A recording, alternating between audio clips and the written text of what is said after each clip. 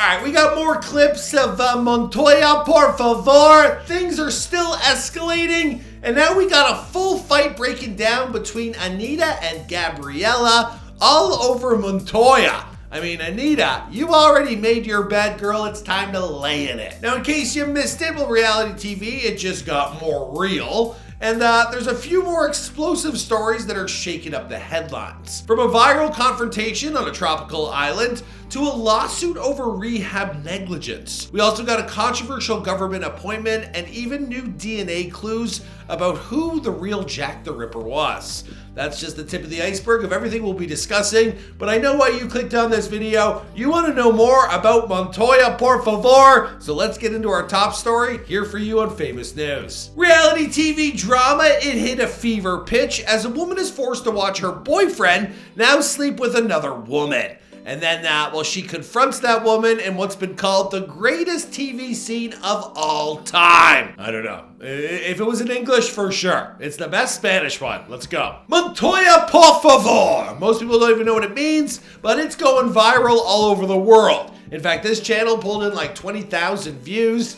so I know this is the story. Breaking news. Now, all of this unfolded on the reality TV show Isla de la Tentaciones. I probably butchered that. I apologize. Once upon a time, I did have a Spanish channel. Now, this is a tropical reality show where couples, they're separated and pitted against, some alluring singles. And they're supposed to test their loyalty to their loved one, test their faithfulness. And some people, well, they just can't put up with all the temptation. The tension escalated quickly for one couple, Montoya and Anita.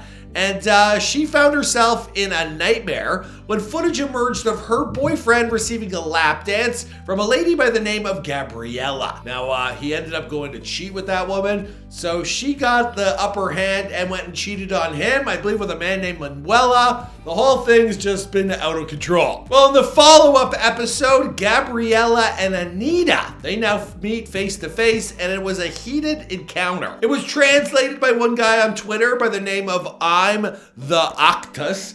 And he went on to say, "You think your relationship is real, right? You are so dirty that you don't even believe it yourself." While Anita, she fired back, "It's my feelings. I love Manuel. Let's see if you go with Montoya." Now, tempers flared further with insults about revenge and broken trust until the host, Sandra, she finally called it quits on the chaos. And she said, "This is too good. We gotta do another episode." Now, social media was ablaze with reactions. Just take a look at this tweet from Pop Culture 2000s, where they captured the drama in real time. Now, while the confrontation is as raw as reality TV gets, well, some fans are questioning whether this explosive exchange was all for ratings or if there's a deeper feud at play behind the scenes. So was this a jaw-dropping moment of genuine heartbreak or a stage spectacle for the cameras?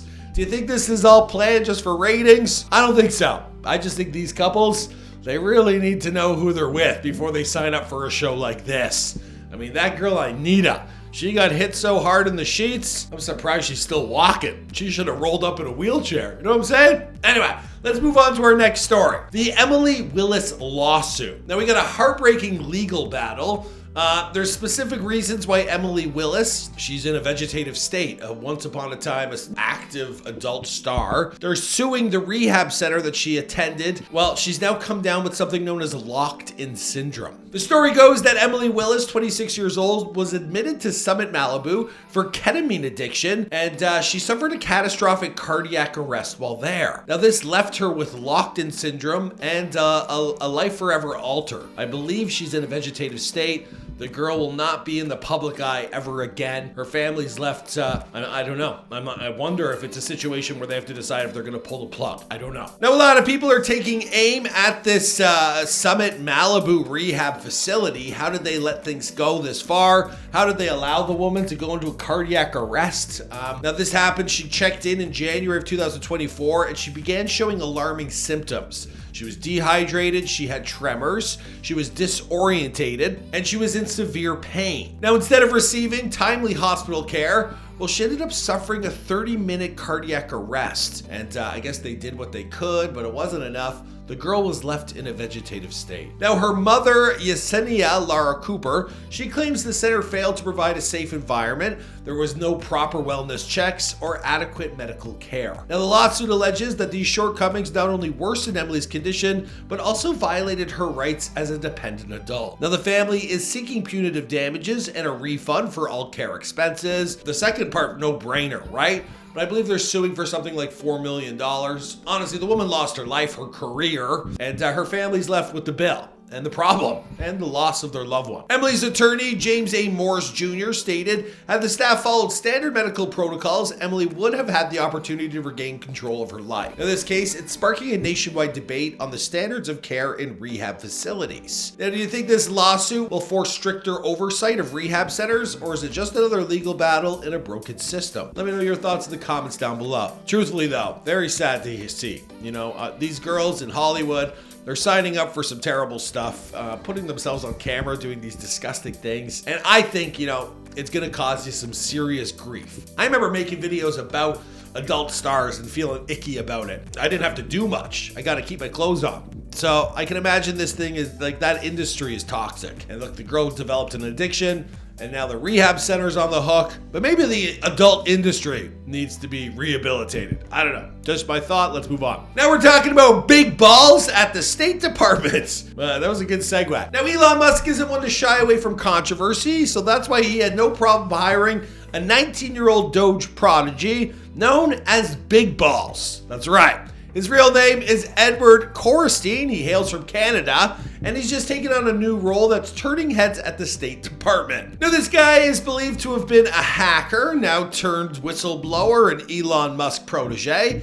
And this young tech whiz, he moves from streamlining government waste to advising on diplomatic technology. Big Balls is a standout among Musk's team at the Department of Government Efficiency, DOGE, and he's earned a reputation by analyzing data to slash waste and improve workflows across federal agencies. Essentially, we got one 19-year-old Canadian kid who's doing 60 years of work that an army of 60-year-olds couldn't get done. Now, according to the Washington Post, despite his impressive credentials, Big Balls' new role as a senior advisor at the State Department Bureau of Diplomatic Technology, it comes with some controversy. Notably, he was previously fired from an internship for leaking sensitive data, raising alarms among officials. I mean, the kid is a hacker. Isn't that what they do? There's another viral tweet that sums up all the controversy surrounding Big Balls. Big Balls in the State Department. This isn't just a prodigy move. It's a potential data breach in waiting. Hashtag State Dep Shock. Insiders warn that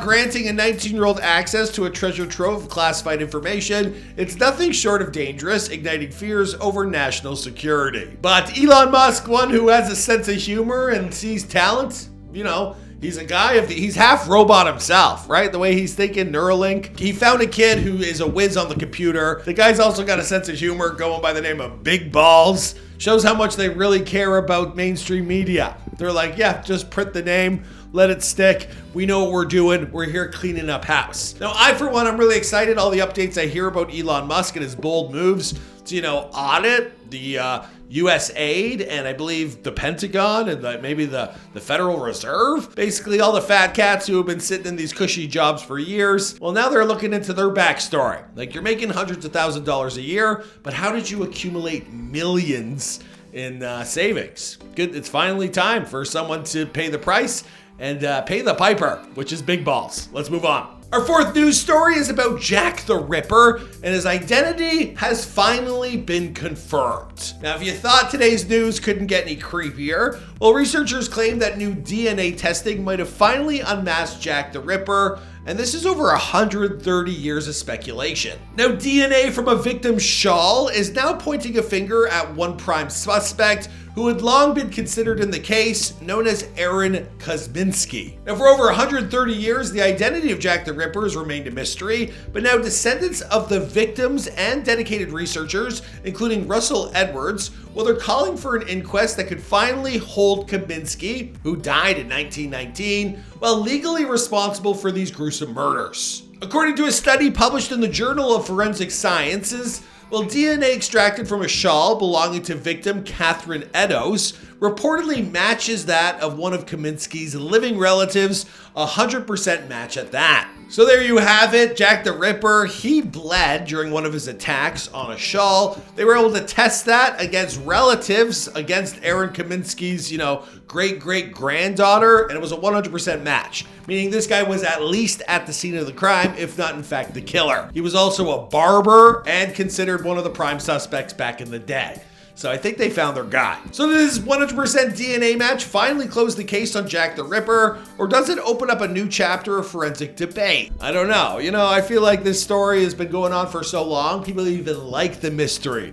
The who's who, board game of Clue, you got a bunch of suspects, we can't figure it out. At least now they were pretty close. They at least had the prime suspect in their crosshairs. I guess they just didn't have the DNA evidence back then to confirm it. He's also a barber. That's someone who cuts stuff up, so makes a little sense to me. Also, I've been to the area in which all this went down. I believe Whitechapel out in London, and back then it was nothing but ladies of the night. So I don't know, you get some guy who's a little twisted, like Wayne Gacy or Jeffrey Dahmer, but there's just a million brothels and prostitutes day and night, and he's a barber who's cutting stuff. Yeah, I can see it happening. But yeah, it's a story that's been around for 130 years. At least finally now they know who did it. Anyways, guys, let me know your thoughts on today's stories. My name is Michael Crudden.